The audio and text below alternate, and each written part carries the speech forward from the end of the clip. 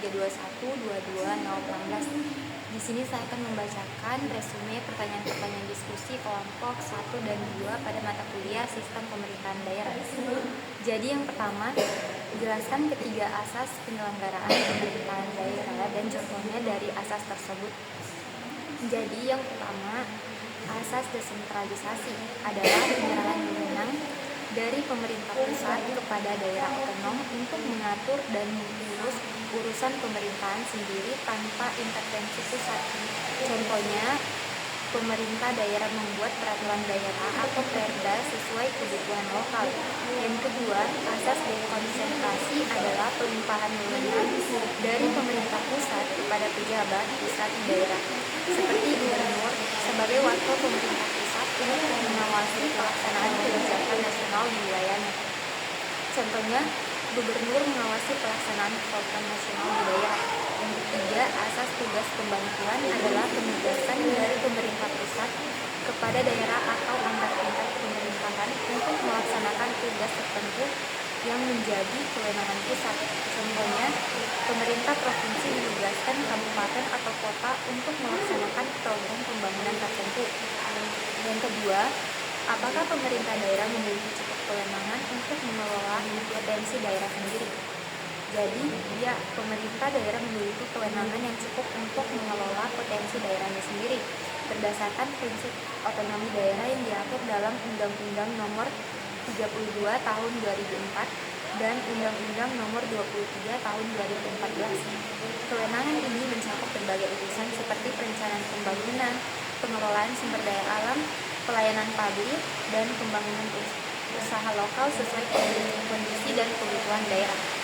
Yang ketiga, apakah pembentukan daerah otonom selalu efektif dalam meningkatkan kesejahteraan masyarakat? Jelaskan dengan contoh kasus.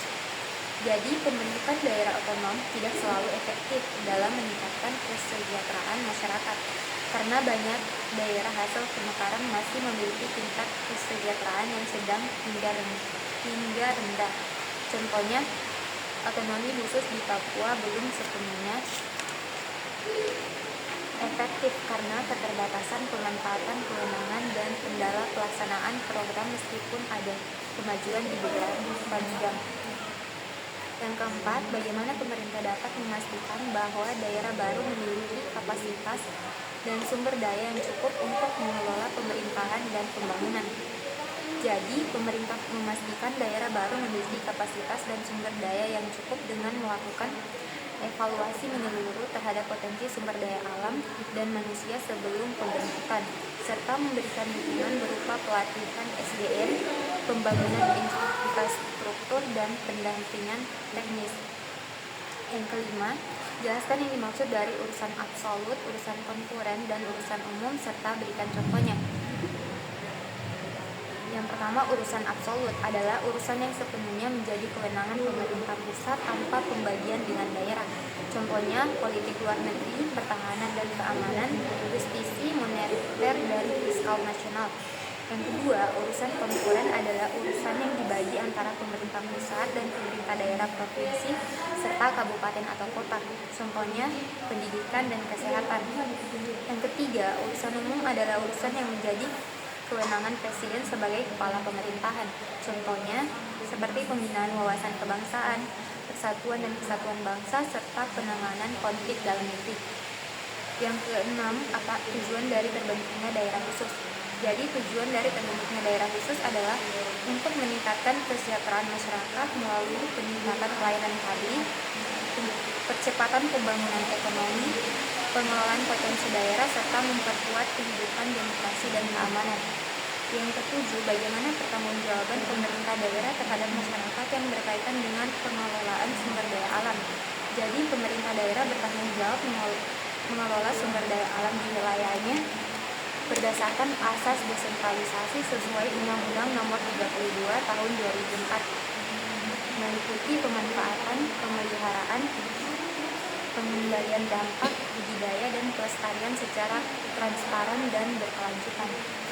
Yang kedelapan, apakah wilayah Bahodopi termasuk kawasan khusus, serta apa yang menandakan bahwa Bahodopi termasuk kawasan khusus? Jadi, wilayah Bahodopi termasuk kawasan khusus. karena menjadi lokasi kawasan industri Morowali atau IMIP, proyek strategis nasional dengan pelabuhan dan pabrik smelter nikel.